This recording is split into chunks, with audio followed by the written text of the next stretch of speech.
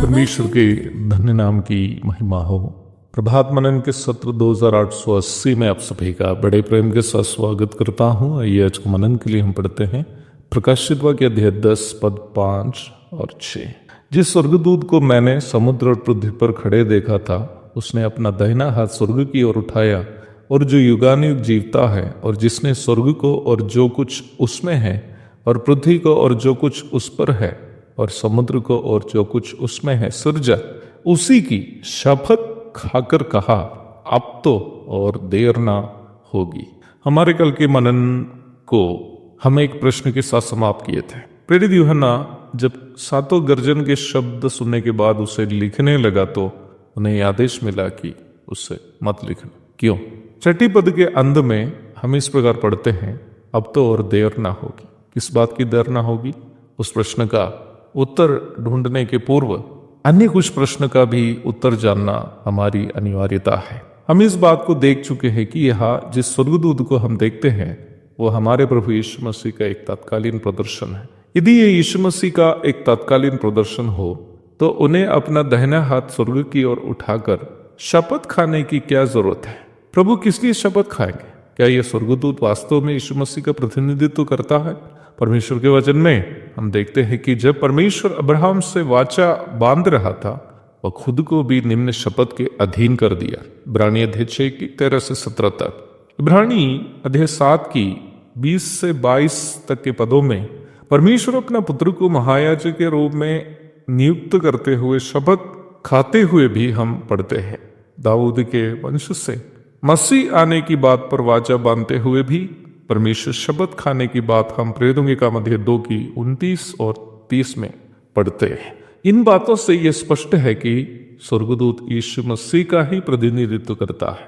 इन पदों पर चर्चा करते समय हमें सर्वाधिक महत्व छठी पद पर देना चाहिए, जहां हम हमारे प्रश्न का उत्तर पाते हैं। अब स्वर्गदूत शपथ खाकर कह रहा है कि अब तो और देर ना होगी। इस बात की देर ना होगी। वास्तव में यहाँ जो प्रस्ताव को हम देख रहे हैं वो पूर्व में संतों के द्वारा पूछा गया एक प्रश्न का उत्तर है।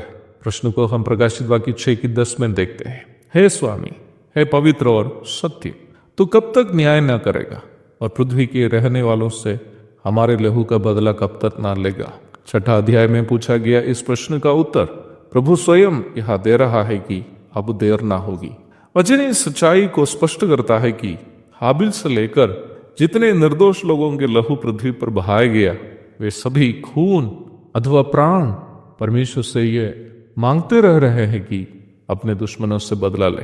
उत्पत्ति 4:10, प्रकाशित वाक्य 6:10। यशायाह 24 की 21 में हम इस प्रकार पढ़ते हैं, क्योंकि देखो यहोवा पृथ्वी के निवासियों का अधर्म का दंड देने के लिए अपने स्थान से चला आता है, और पृथ्वी अपना खून प्रकट करेगी और घात किए होंगे और अधिक ना छिपा रखेगी। गिनती 35 की 33 में हम इस प्रकार पढ़ते हैं, इसलिए जिस देश में तुम रहोगे उसको अशुद्ध ना करना, खून से तो देश अशुद्ध हो जाता है, और जिस देश में जब खून किया जाए तब केवल खूनी के लहू बहाने ही से उस देश का प्रायश्चित हो सकता है।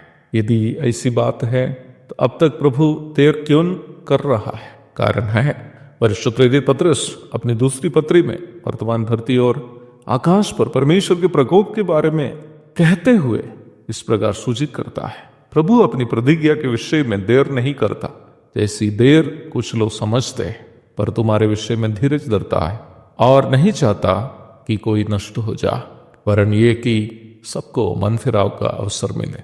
पत्रस की दूसरी पत्री अध्याय 3 पद 10।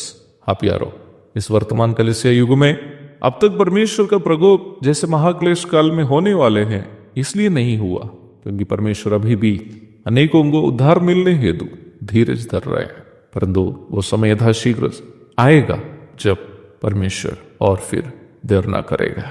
इसलिए यदि आवाज सुनने वालों में कोई ऐसा व्यक्ति है जो अब तक उद्धार नहीं पाया, देर नहीं कीजिए, अपने पापों पर पश्चाताप कीजिए, यीशु मसीह पर विश्वास करके उद्धार पाइए, अनंत जीवन पाइए, परमेश्वर की संतान बन जाइए। प्रभु आपको आशीष दे। आमीन।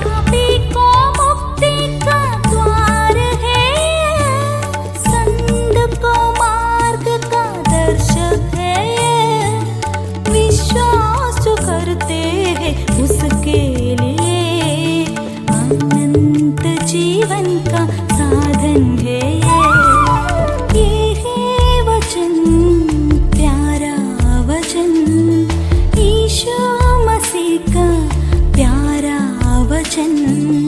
ये है वचन, प्यारा वचन, यीशु